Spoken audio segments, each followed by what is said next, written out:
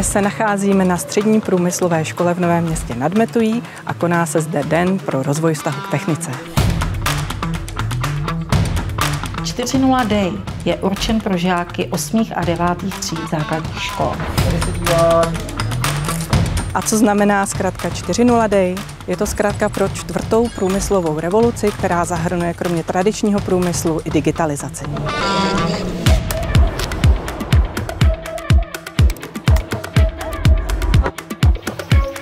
Děti si zde mohou vyzkoušet různé aktivity od manuální práce přes programování až po robotiku.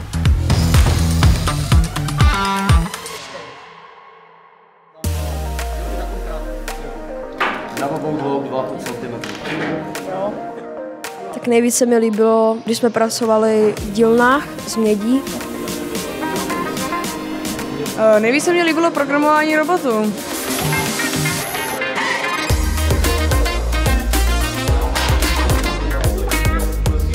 Mně se třeba nejvíc líbilo, když jsme si vytvářeli vlastní fotografii, protože jsme si mohli vybrat, kde chceme jako bejt a jak se chceme postavit.